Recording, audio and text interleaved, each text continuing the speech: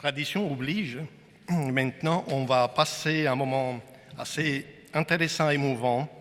C'est la remise de prix Jean Gerfagnon. Je vous rappelle que c'est le prix national de jeunes chercheurs et ingénieurs en optique photonique. C'est une excellence, un prix pour l'excellence optique photonique dans l'entrepreneuriat. Il a sa 8e édition. Je vous rappelle que Jean Gerfagnon était le fondateur d'Optics Valley et qu'il a beaucoup œuvré effectivement donc, au progrès de l'optique et de la photonique en France. Donc pour cette cérémonie de remise de prix Jean Gerfagnon 2015, je demande à Jean-Luc Bella, qui est le président du comité d'organisation de prix, pour nous présenter les prix et ensuite présider à la cérémonie de remise de prix Jean Gerfagnon, et M. Alain Aspect, président du jury Jean Gerfagnon. Pardon, voilà. Merci Costel. Je voyais Costel inquiet. Effectivement, Alain Aspect, président du jury, et il me rejoint. Donc bonjour à toutes et à tous. C'est un moment très important pour le prix Jean Gerfagnon. Je voudrais encore une fois remercier le comité d'organisation de l'année de la lumière et Costel et toute l'équipe pour donner cette visibilité au prix Jean Gerfagnon. Nous étions présents l'an dernier lors de l'ouverture de l'année de la lumière. Nous serons présents pour la fermeture.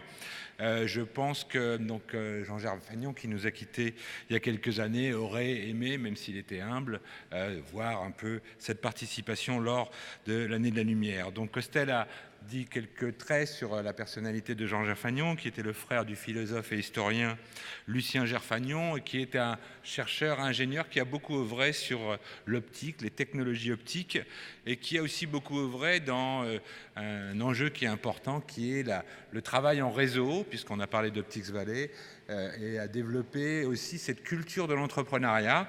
Donc les gens qui l'ont connu ont voulu mettre...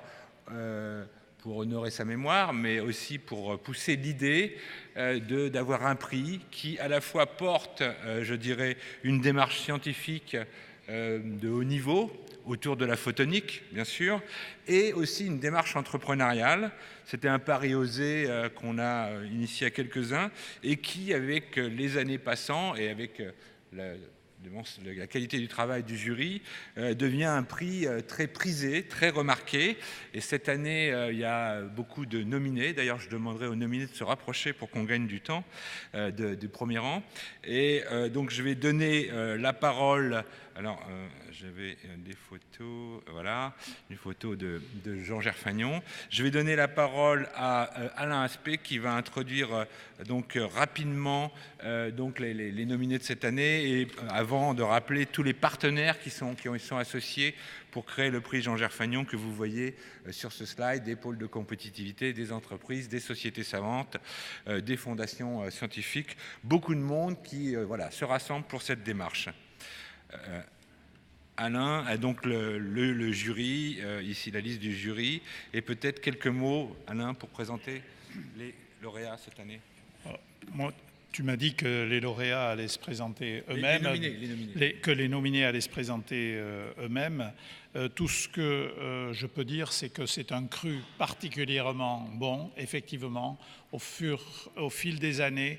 Le prix Jean Gerfagnon voit la qualité des dossiers qui sont présentés s'élever et de plus, en respectant l'esprit que nous avons voulu donner à ce prix, respecter la personnalité de Jean Gerfagnon qui, mieux que tout le monde, je trouve, voulait absolument baser le développement d'entreprises en photonique sur une science solide et fondamentale. Cette liaison entre découverte fondamentale et création d'entreprises, je crois que c'est la marque de fabrique du prix Gerfagnon. Et tous les nominés 2015 nous ont soumis des dossiers qui répondaient à ce critère avec une excellente qualité. Donc je crois qu'on n'a pas le temps de rentrer dans les détails des sujets. Seuls les lauréats vont nous dire quelques mots, n'est-ce pas ? Merci Alain, tout à fait. Donc sur la technique des 180 secondes, un peu moins d'ailleurs, qu'est-ce qu'on avait dit? Ouais, non, un peu moins de 180 secondes. Ouais, 90, on va essayer de... Je crois qu'on a un peu de temps, on peut faire, voilà. On va dire autour de 2 minutes. Donc on appelle dans l'ordre alphabétique Mathieu Carras, qui a créé la société Mirsense, à qui on va donner le micro.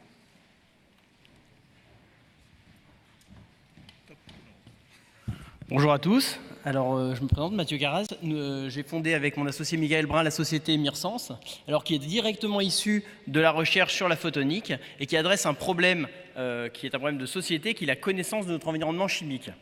Alors, je peux utiliser le pointeur. Donc nous avons en fait travaillé pendant une dizaine d'années au sein de laboratoires de prestige, Alcatel, Thales et le CEA, pour développer un laser haute performance qui permet de détecter les traces chimiques à l'état de 1 par milliard, voire ou 1 par 1 million. Et ce niveau de sensibilité est nécessaire, que ce soit pour des applications dans le domaine médical, dans le domaine de la connaissance de l'environnement ou de la maîtrise des procédés industriels. Nous avons réussi à mettre au final une technologie qui est aujourd'hui à la taille de ce pupitre à l'intérieur d'un paquet de cigarettes, et ce qui ouvre de nouveaux usages dans le domaine de la maîtrise de l'environnement, de la sécurité à travers la mesure de fuite, du médical, comme je l'ai dit, puisque grâce à ces lasers-là, on peut détecter, par exemple, de manière non invasive, le glucose pour des applications dans la mesure du diabète, mais aussi dans le domaine de l'industrie, où les problèmes de sécurité et d'efficacité énergétique sont nombreuses. Alors la société a été créée l'année dernière. Nous sommes aujourd'hui dans une phase de levée de fonds, afin d'avoir une croissance très rapide qui nous permettra, dans quelques années, de réduire encore la taille de ces paquets de cigarettes à un sucre, de manière à ce que dans chaque voiture, il y ait une puce Mirsense, que dans chaque foyer, il y ait une puce Mirsense qui mesure la qualité de l'air intérieur, et que dans chaque appareil de mesure du diabète, il y ait une puce Mirsense dans l'avenir. Merci.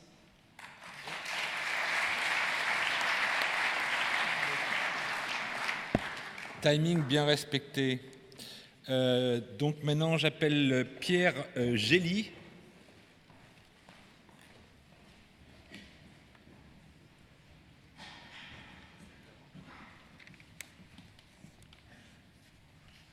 Voilà.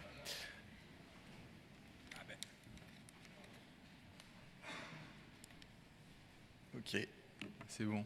Bonjour à tous. Je m'appelle Pierre Gély. Je suis jeune docteur en physique de l'Université Paris Diderot et cofondateur de la société Lighted, que j'ai cofondée avec mon associé Jean-Charles Roche en juillet de l'année dernière. Donc Lighted est une jeune start-up qui a pour vocation de développer et de commercialiser des technologies pour exploiter les ondes terahertz. Alors pour ceux d'entre vous qui ne connaissent pas les ondes terahertz, écoutez, rassurez-vous, c'est normal. C'est en effet les derniers types d'ondes qui ne sont pas exploités aujourd'hui et qui se situent entre les ondes micro-ondes et infrarouges. Donc ces ondes ont plusieurs propriétés qui sont très intéressantes. La première étant que c'est un rayonnement non ionisant, donc qui n'est pas dangereux pour la santé. Deuxièmement, beaucoup de matériaux tels que les plastiques où les céramiques sont transparents aux ondes terahertz. Donc en effet, en faisant des images, on peut regarder en temps réel à l'intérieur de la matière. Et une dernière propriété, c'est que ces ondes sont fortement absorbées par l'eau. Donc les chercheurs ont développé beaucoup d'applications grâce à ces ondes, notamment pour l'industrie, ce qu'on appelle le contrôle non destructif. Donc en regardant dans la matière, on peut détecter des défauts type bulles d'air ou fissures, donc ce qui permet aux industriels de produire mieux en utilisant moins de matière, donc ce qui correspond à un enjeu sociétal pour l'environnement en l'occurrence. Pour les médecins, il s'agit en mesurant la teneur en eau de cellules de détecter si les cellules sont saines ou cancéreuses. Pour les biologistes, de monitorer la teneur en eau et de voir comment les maladies évoluent dans les plantes. Et toutes ces applications, aujourd'hui, pour les rendre réelles, en fait, pour les passer du laboratoire au monde industriel, chez Lighted, nous avons développé donc, ce produit que vous voyez là, qui s'appelle Teracascade, donc qui est une source d'ondes terahertz à base de laser, qui exploite une technologie qui s'appelle le laser à cascade quantique, qui est issue de 15 ans de recherche et développement au sein de l'Université Paris Diderot, que l'on transfère aujourd'hui au sein de la société Lightid. Et donc ce laser est la source la plus compacte, la plus puissante et la plus facile d'utilisation sur le marché, donc qui est un outil pour les chercheurs qui leur permet de développer ces applications et les transférer vers l'industrie. Et je vous fais remarquer le petit macaron, là, je suis très content de vous annoncer, je reviens juste des États-Unis pour le salon Photonics West, où il y a un prix, le prix Prism Award, qui est donné aux meilleures nouvelles innovations dans l'industrie photonique, et Tara Cascade a été lauréat pour le laser scientifique. Merci.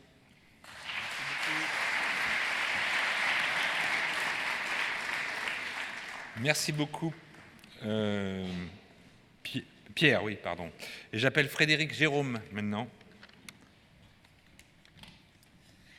Merci. Bonjour à tous. Alors effectivement, je m'appelle Frédéric Jérôme. Je suis chargé de recherche CNRS à N6. Je travaille au sein de l'Institut de recherche XLIM, qui est une unité mixte de recherche entre le CNRS et l'Université de Limoges. Et je suis aussi le cofondateur de la société Glophotonics. Alors si je devais résumer pourquoi moi j'ai candidaté au prix Jean Gerfagnon, eh bien, je dirais que c'est un transfert technologie de plusieurs résultats qu'on a obtenus suite à une interaction très particulière entre la lumière et des mélanges gazeux, et ça qui sont obtenus dans des structures photoniques qui sont elles aussi très particulières et qu'on appelle les fibres optiques à cœur creux. Alors comment ça se représente ? Physiquement, ça a la taille d'un cheveu, comme ce qui a été dit. Donc c'est ce qui vous est illustré sur l'image de gauche, où vous voyez la fibre qui est tenue dans les pattes d'une mouche.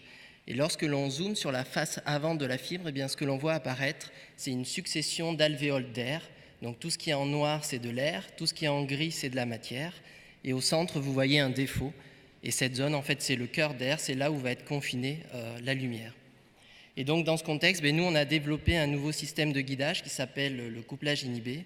Et on a travaillé ces derniers temps à l'interface entre le cœur et la gaine, où on a, vous voyez, la matière, on l'a provoqué, forcé à devenir courbé, des demi-cercles. Et ça nous a vraiment permis un saut technologique dans le sens où on a obtenu des résultats qui ont dépassé l'état de l'art de plusieurs ordres de grandeur, que ce soit aussi bien au niveau des pertes de transmission, c'est-à-dire la faculté de ces composants à confiner la lumière, ou encore leur capacité à transférer des flux optiques de plus en plus importants. Donc on a déposé un brevet, l'Université de Limoges, le CNRS et bien sûr notre entreprise Glophotonics. Le transfert a été fait et durant les 2 dernières années, on a obtenu plusieurs premières mondiales qui vous sont représentées par les différents points de couleur.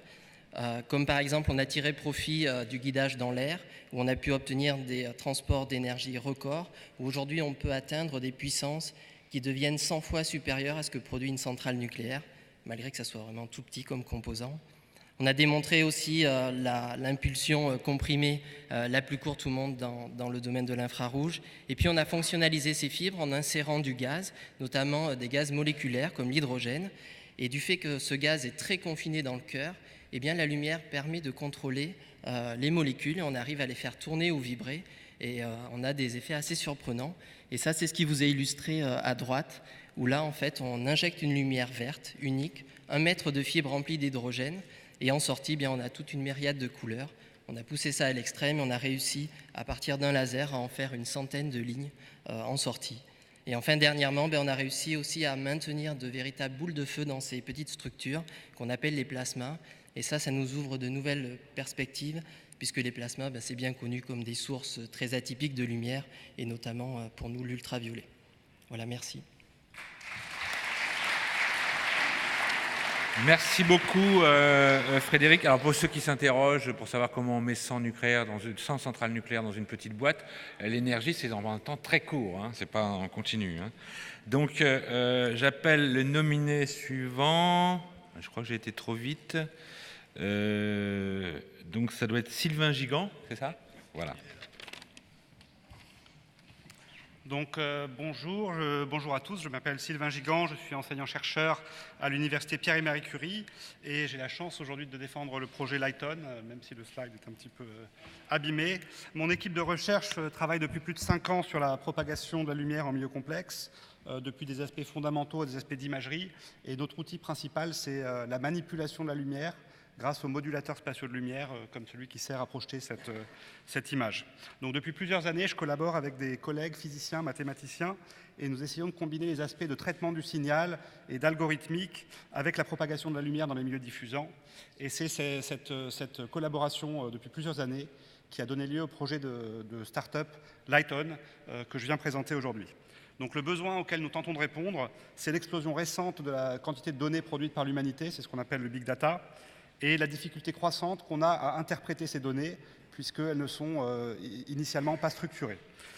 Nous proposons notre solution, c'est de proposer un coprocesseur optique où l'information portée par la lumière se propage à travers un milieu diffusant, désordonné. Et ce principe simple permet malgré tout l'implémentation d'un très grand nombre d'algorithmes qui sont basés sur des projections aléatoires qui sont partout en informatique développées en ce moment. Et par exemple aussi la simulation de réseaux de neurones. Donc de manière générale, nous pensons qu'ils peuvent permettre de réaliser des tâches qui sont impossibles en machine learning pour des processeurs classiques comme des CPU ou des cartes graphiques qui sont l'état de l'art actuel et que ce traitement peut se faire normalement à la vitesse de la lumière et à consommation d'énergie extrêmement faible. Donc les domaines d'application sont extrêmement vastes. Ça va de par la très grande variété et les très grands domaines d'application potentiels. Ça va du traitement de très grandes masses de données pour les géants de l'Internet, donc Google, Facebook, Amazon, etc., au traitement de bases de données pour la finance, la génétique, ou encore aux analyses de vidéos en temps réel pour les objets connectés. Donc la force de notre projet, c'est la qualité de l'équipe et la grande diversité de l'équipe, puisque nous avons des profils très différents, opticiens, physiciens, mathématiciens, spécialistes de traitement de signal. Donc Lighton n'est pas encore créée, elle est seulement incubée à Agoranov à Paris, elle sera créée dans les tout prochains jours et j'espère qu'on pourra vous donner des nouvelles bientôt. Merci. Merci Sylvain. J'appelle Delphine Maris Morini.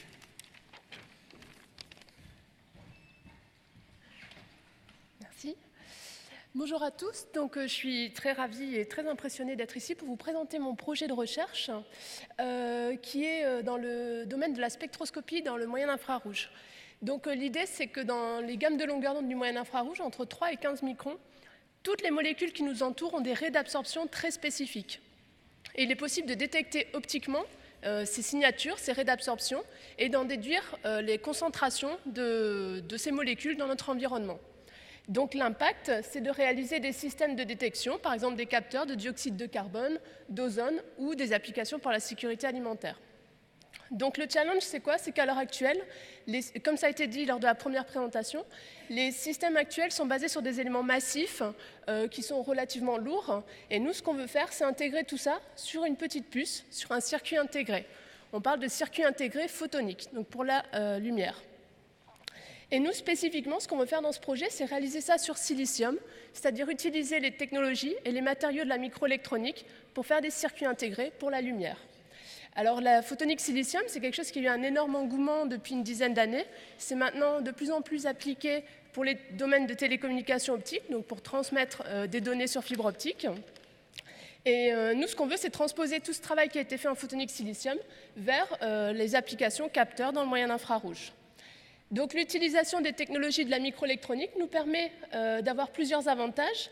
Et de manière résumée, les avantages, c'est qu'on peut avoir des systèmes à haute performance, qui soient bas coût, qui soient compacts, légers, et avec une faible puissance consommée énergétique.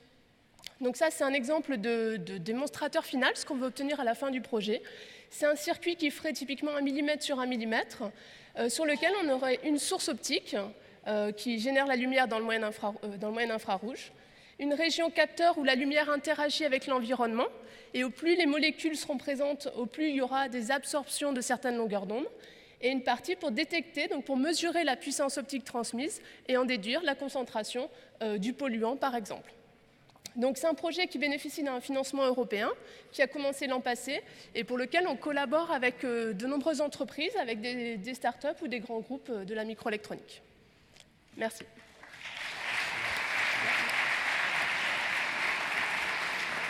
Merci beaucoup Delphine. Et j'appelle Vincent Studer. J'espère qu'il est là parce que je ne l'ai pas eu au téléphone. Il est là, voilà.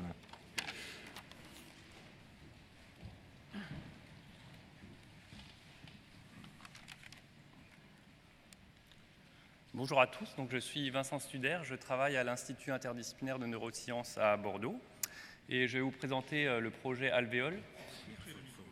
Pardon. Donc, vous avez sans doute tous entendu parler de la médecine personnalisée qui permettra bientôt d'adapter très précisément les traitements médicaux à chaque patient et pour chaque pathologie afin d'en accroître l'efficacité. La découverte récente des cellules souches pluripotentes induites ouvre dans ce contexte des perspectives énormes car elle permet, à partir de cellules d'un patient, de générer des cellules souches pluripotentes qui pourront être ensuite transformées, on dit différenciées, en n'importe quelle cellule de n'importe quel organe de ce patient. On pourra donc tester l'efficacité de médicaments directement sur les cellules des organes malades du patient concerné. Il y a des développements très importants en recherche dans ce domaine qui sont fournis par l'industrie pharmaceutique et notamment pour étudier comment on peut différencier ces cellules souches dans des cellules particulières, par exemple de neurones, de foie ou de cœur. Il a été montré également que c'est le contrôle du micro-environnement, c'est-à-dire l'ensemble des éléments qui entourent la cellule, qui permettent de contrôler ce processus de différenciation. Et quand je parle de micro-environnement, je pense notamment à l'environnement protéique, c'est-à-dire l'ensemble des protéines qui entourent cette cellule. Depuis quelques années, dans mon laboratoire à l'Institut de neurosciences à Bordeaux, nous avons mis au point une technique de photo-impression du micro-environnement cellulaire qui est présentée ici. Cette technique, comme vous en doutez, repose sur l'utilisation de la lumière ultraviolette plus particulièrement, qui, associée à une molécule photosensible, permet localement de rendre un support tel qu'une lamelle de verre qui est normalement anti-adhésive pour les protéines, de la rendre localement adhésive. On peut ainsi réaliser des motifs de protéines parfaitement contrôlés. Et pour vous montrer l'efficacité de cette méthode, nous avons réalisé ici, vraisemblablement, une des plus petites reproductions en couleur d'un tableau célèbre. Cette reproduction fait seulement 400 microns de large, donc le diamètre, quelquefois le diamètre d'un cheveu, et elle a été réalisée en combinant plusieurs protéines fluorescentes sur ce substrat. Alors cette lumière ultraviolette, elle est projetée avec un système que vous voyez ici, qui ressemble à un vidéoprojecteur. Et le produit que la société Alvéole, donc, qui a été créée en 2010, commercialise aujourd'hui, est ce système qui s'appelle Primo et qui permet de réaliser cette impression de protéines, cette impression du micro-environnement cellulaire. Dans le futur, en collaboration avec la société Alvéole, nous souhaitons développer un appareil qui s'adressera cette fois à l'industrie pharmaceutique et qui permettra à la fois de réaliser des micro-environnements cellulaires contrôlés pour contrôler la différenciation des cellules souches, puis ensuite d'étudier la réponse à certains médicaments et à certains cocktails de médicaments de ces cellules à l'aide par exemple de la microscopie fluorescente, et tout ça afin de pouvoir mettre au point des médicaments qui seront plus adaptés et plus efficaces pour les pathologies d'un patient donné. Je vous remercie.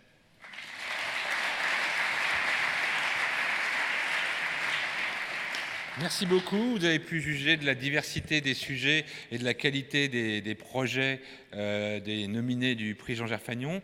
Donc il est maintenant temps de remettre le prix. Donc chaque année, pour remettre le prix, on fait appel à une personnalité française à la fois qui s'illustre dans son domaine scientifique et entrepreneurial.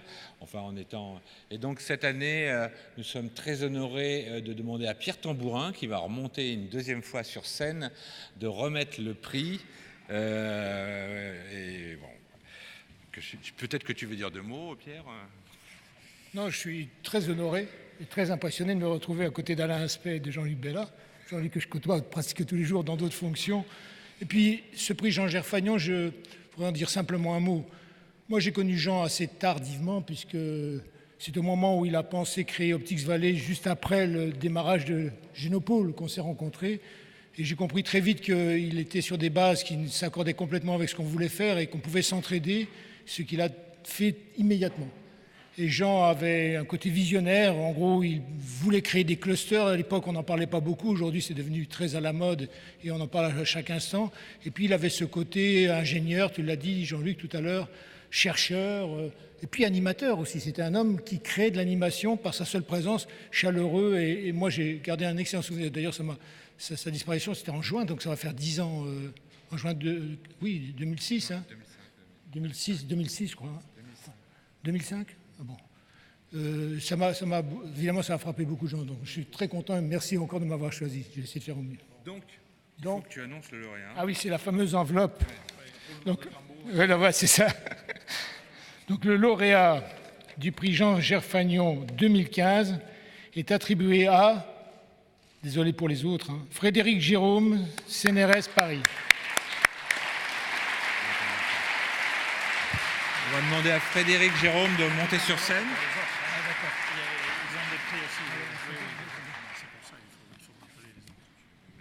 Voilà. Ah bon? Mais c'est marqué ici. Ah bon. On me dit que c'est l'université de Limoges et pas de Paris, mais je l'ai fait. Désolé. Hein. Voilà. Je vous embrasse pas. Hein. Bravo. Voilà. Merci beaucoup. Et le chèque. Le plus important, le chèque. Le chèque. Oui, le chèque. Alors, le prix Jean Gerfagnon récompense aussi les nominés. Donc, on va rappeler Mathieu Carras, Vincent Studer, Pierre Gély, Sylvain Gigant, Delphine Maris Morini, en les invitant à monter sur scène. Et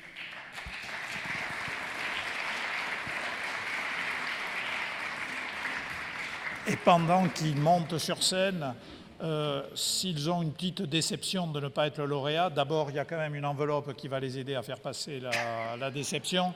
Et ensuite, je voudrais leur dire que l'expérience du prix Gerfagnon, c'est que très souvent, le lauréat est quelqu'un qui avait candidaté l'année précédente et dont le projet a mûri entre-temps. Donc, sachez que n'hésitez pas à revenir si votre projet mûrit bien d'une année sur l'autre.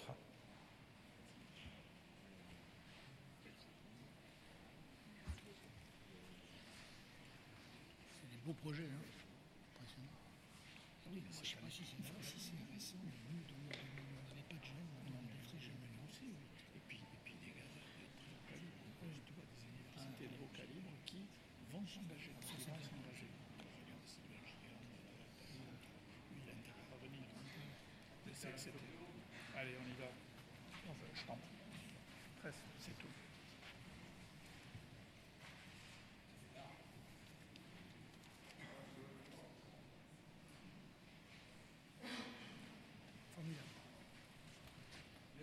Bravo.